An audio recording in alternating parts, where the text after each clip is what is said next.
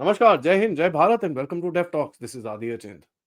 गहरे राज्य के ऊपर जो भारत ने हमला करा, स्पेशली सोरोस के गैंग के ऊपर जो हमला हुआ है, उसके बाद से कई लोगों के जो बोलते हैं ना यार पैरों तले जमीन खिसक गई है। कई लोगों के मेल्टडाउन बहुत बुरी तरह आगे जा रहे हैं और रिएक्शंस इतने फनी फनी आ रहे हैं कि आप देखेंगे कि भाई ये इतने इतने मिसकोऑर्डिनेटेड हो चुके हैं कि इनको एकदम एक्सपेक्टेड नहीं था कि ऐसी कोई चीज होगी। सबसे पहले बात करते हैं कंगालू देश की। कंगालू देश के ऊपर एक सेपरेट मैंने अपडेट भी डाला है, उसको ज़रूर देखिएगा, वो पौने 1 के करीब में आपके पास आएगा। सोरोस के एक बंदे जिनका नाम है मार्क मालोक ब्राउन, ये जाके मिले हैं यूनिस से ढाका में, उनको बोला है कि साहब आप ज़रा एकदम डोंट वरी, आप खड़े रहो, हम आपकी एक तरफ से हेल्प करेंगे, बस अडानी का नाम आप लेते रहो और अडानी को आप कैंसिल कर दो। आपने देखा ही उसके बाद अडानी के ऊपर बांग्लादेश की तरफ से काफ़ी हद तक प्रोपेगेंडा कैंपेन होना कल परसों से ही शुरू हो गया कि साहब ये देखिए अडानी चुरा रहा था, ये कर रहा था, वो कर रहा था। सोरोस का बंदा इनसे जाके बोलता है कि मिस इन्फॉर्मेशन कैंपेन जो चल रहा है, हम उसकी तरफ थोड़ा काम करने की कोशिश करेंगे, आपका हम सपोर्ट करते हैं। तो ये देखिए इनकी हालत ये है। अब क्या है, आपको दिखेगा कि भारत की जितनी भी चीजें हैं, जो भी भारत अभी करेगा, उसके ऊपर एक बड़ा टेढ़ा सा नैरेटिव बना के खड़ा किया जाएगा। कल देखिए, श्रीकांता दास जो हमारे रिजर्व बैंक के इंडिया के गवर्नर हैं, ठीक है? उनको उनको भई रिटायर किया गया। 2 टर्म उन्होंने सर्व करा, उसके बाद उनका टर्म जब खत्म हुआ, उसको रिटायर किया गया। नाउ रिटायर किया गया, लेकिन फाइनेंशियल टाइम में रिपोर्ट क्या आती है, India replaces hawkish central banker शक्ति कंटा दास। अरे साहब, इसका टर्म खत्म हो गया है भैंस के यहाँ, कभी क्या वो उससे पूरी उम्र काम कराओगे? भाई को आगे भी तो कुछ काम करना है, तो क्या अभी वो उसी में ही लगा रहेगा वो? तो इनकी ये हालत है कि साहब आप देखिए कि किसी भी तरह से कुछ भी प्रोपेगेंडा अगर चलाना हो, तो ये चलाएँगे पूरी तरह से। और हमारे बीजेपी वाले भी चुप नहीं बैठे। भाई बीजेपी वाले चुप भी नहीं बैठे, क्योंकि देखिए इनको भी पता है कि यार ये अपॉर्च्युनिटी है, लोहा गरम है, तोड़ो पकड़ के। अब जाके जो विदेशी महिला है, उसके ऊपर भी डायरेक्ट टारगेटिंग मारनी शुरू कर दी है इन लोगों ने, तो ये बड़ा इंटरेस्टिंग सा गेम आगे चल रहा है। देखिए इसका मतलब क्या है? इसका मतलब ये है कि ये पूरी तरह से एक फ्रंट फुट पे आके बैटिंग कर रहे हैं, लेकिन एक चीज़ आपको समझ में आनी चाहिए, फ्रंट फुट पे बैटिंग ये तो कर रहे हैं, उसमें मेल्टडाउन तो हो ही रहा है, लेकिन दूसरी तरफ से रिएक्शन भी आएगा।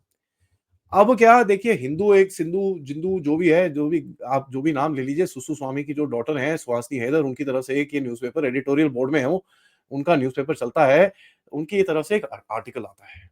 आर्टिकल आता है, कहती हैं मीडिया पार्ट ने एक स्टेटमेंट दिया है कि BJP is spreading fake news. भाई साहब ये बीजे मैडम को जरा ये अक्ल आनी चाहिए कि जब फ्लोर ऑफ द हाउस में जब प्रेस कॉन्फ्रेंस बीजेपी करती है तो वो बीजेपी है। लेकिन फ्लोर ऑफ द हाउस में जब कोई चीज़ बोली जाती है, it's not the BJP, it is the ruling government that talks about it. But ये आंटी को कौन अकल देगा, क्योंकि अब देख लीजिए कहाँ का क्या है इनकी, अब सोच लीजिए। बट कहती है कि भाई इनकी तरफ से जो आर्टिकल आया कि साहब ये देखिए पूरी तरह से ना स्टेट डिपार्टमेंट को ये जो एक्यूजेशन जा रही है पूरी तरह से फेक न्यूज़ है। हैं? फनीली स्पीकिंग, अगर आप मीडिया पार्ट का वो आर्टिकल पढ़ें, मीडिया पार्ट ने कहीं भी ऐसा कुछ नहीं बोला है कि साहब भारत की तरफ से ऐसा कुछ हो रहा है।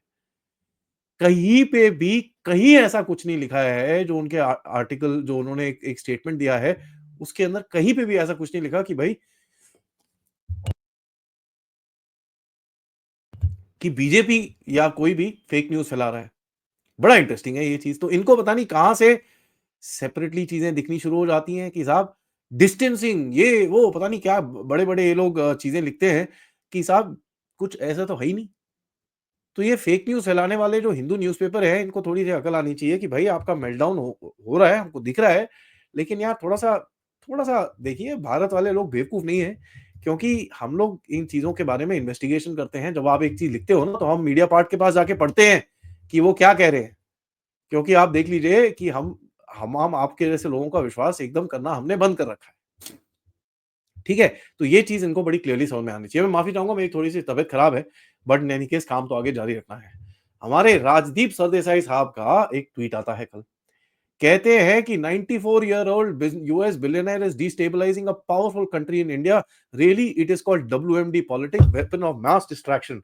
When you don't want or can't answer the questions of the day, bring in ubiquitous foreign hand old trick new players. अरे अंकल जी, अंकल राजदीप पाजदीप जो मर्जी बोल लीजिए इनको कि कौन से सवाल हैं जो आंसर नहीं दे पा रहे। ये तो सिर्फ सवाल जो आपके सिर में है और आपकी जो बीवी के सिर में है, और किसी के सिर में कोई सवाल नहीं है। ठीक है? और दूसरी चीज़, अगर इनको ये दिखता नहीं है कि सोरोस का कुछ गेम है, तो इनका भी कोई कनेक्शन होगा। अब इस कनेक्शन के बारे में मैं तो ज़्यादा बोल नहीं सकता, लेकिन एक इंटेल स्टोरी करके एक ट्विटर हैंडल है, जिन्होंने बड़ा अच्छा-सा इनके ऊपर पूरी तरह से इनका चिट्ठा पटा फाड़ा है। ज़रा उसको ज़रूर देखिएगा, ताकि आपको भी पता चले हमारे राजदीप बाबू जो हैं, वो कितने पानी में हैं, और यहाँ तक ये नहीं, इनकी पूरी फैमिली कितने पानी में है, ज़रा वो भी आप देख लीजिएगा। लेकिन मैं आपको यहीं पे बताऊँ कि डीप स्टेट की तरफ से हमले जारी रहेंगे। अब आप देखिए, यूके ने कल एक इंडियन सिटीज़न को सैंक्शन करा है, एंटोन जोसेफ। कहते हैं कि साहब, this person is involved under Russians with the Russians to destabilise Ukraine. कर लो बात। यूक्रेन को डिस्टेबलाइज़ करने के लिए एक भारतीय मिला है, और वैसे यूक्रेन तो बड़ा एकदम डेमोक्रेटिक कंट्री है, लेकिन यार देखिए, अब भारत के जो लोग हैं ना, वो डिस्टेबलाइज़ करना शुरू कर देते हैं। क्या करें अब? कल एक बड़ा इंटरेस्टिंग सा और इंसिडेंट हुआ, ये दूसरी तीसरी बारी हो रहा है इस रीजन के अंदर, तो ऑब्वियसली सिक्योरिटी एजेंसीज का इनके ऊपर काफ़ी फोकस है। एक सैटेलाइट फ़ोन मिलता है अमेरिकन टूरिस्ट के पास देहरादून एयरपोर्ट पे।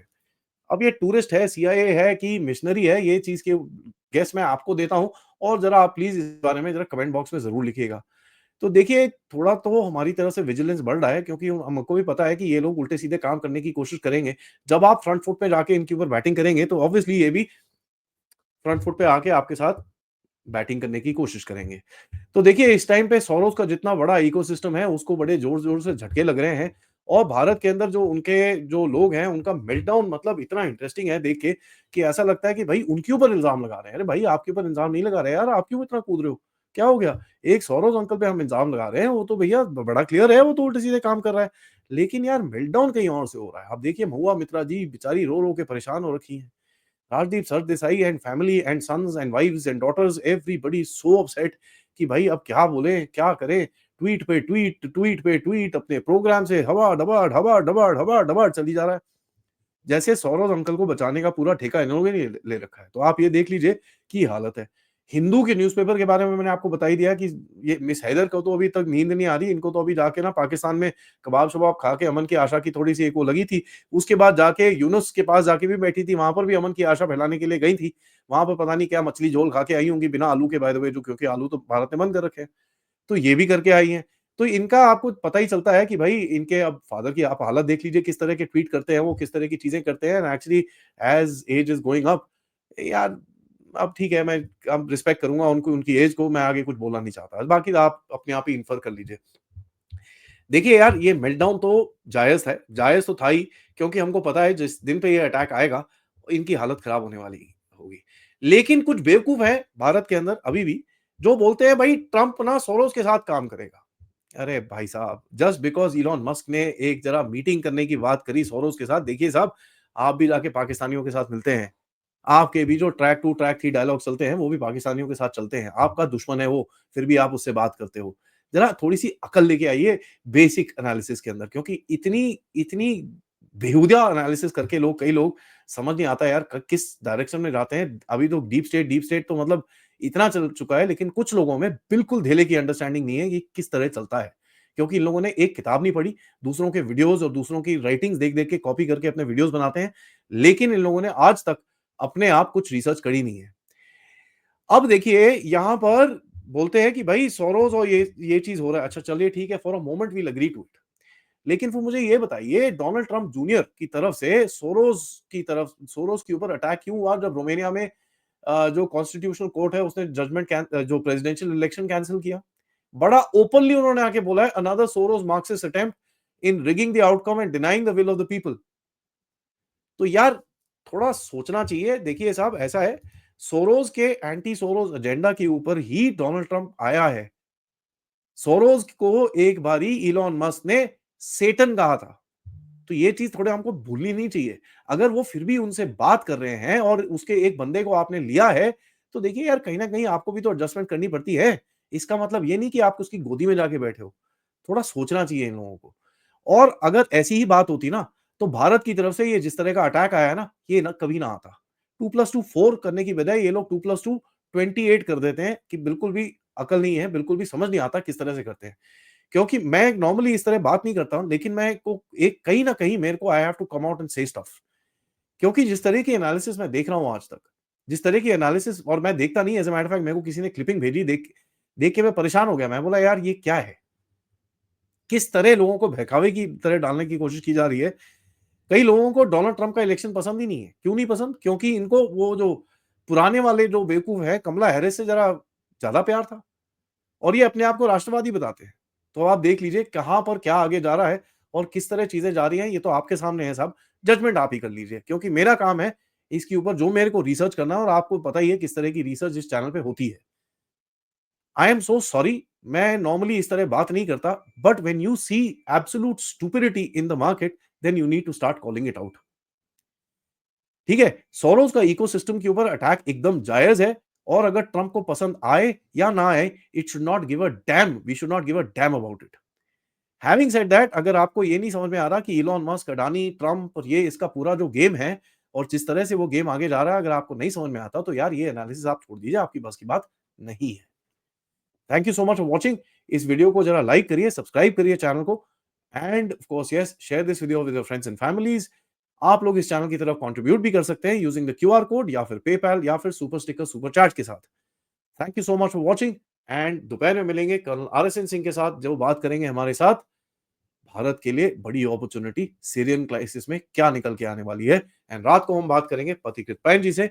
तब तक जय हिंद, जय भारत।